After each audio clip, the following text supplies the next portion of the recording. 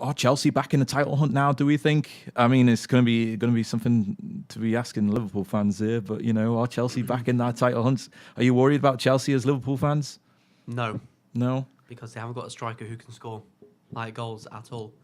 I think it's pretty telling when Sarri's put Hazard up front ahead of Morata and Giroud. Really, 'cause I think it's been a big problem for Chelsea this season. Is like the strikers, like Morata's been in and out of form.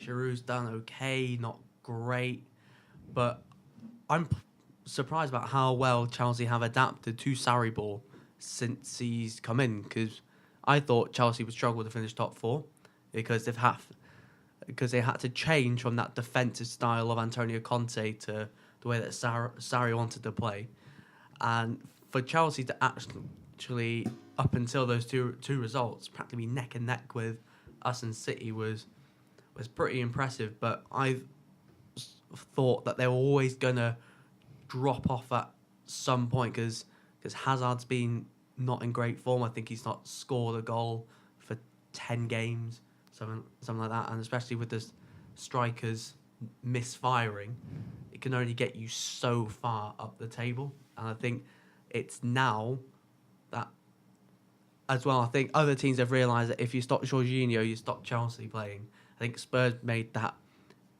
very clear by the way that they just pulled Jorginho to pillar and post and really badly exposed his defensive issues.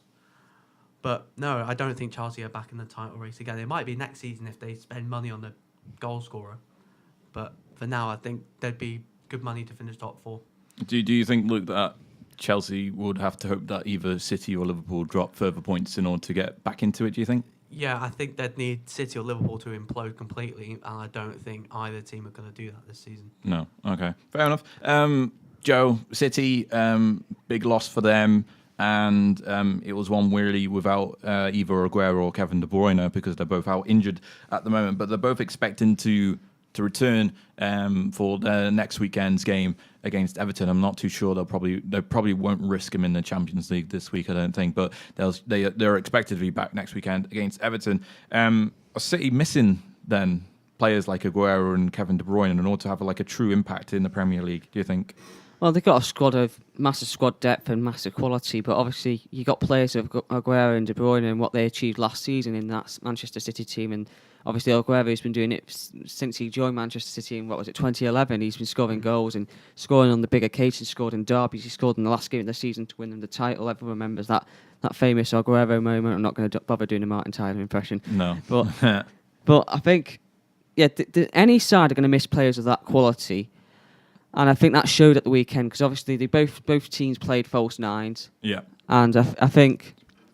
There you go. Sorry. Speaking right into the microphone there. I'm sure everyone can hear you speaking like that. You don't need to speak that close, mate. Don't worry about it. It's okay. It's very sensitive. I think obviously both teams played with false nines at the weekend, and I think that's quite telling with the way they were creating chances, but they never really had that out-and-out finisher. I think Jesus he's having a little bit of an off start to the season. Whether he'll, with more game time, will come into it and score a few more goals, I'm not sure. But I think with that creative presence, obviously they've got David Silva who can create from midfield and Bernardo Silva, but they haven't got the player who can run like De Bruyne can with the fresh legs and the ability to create that way, the driving force forward. And I think that's been missing for them.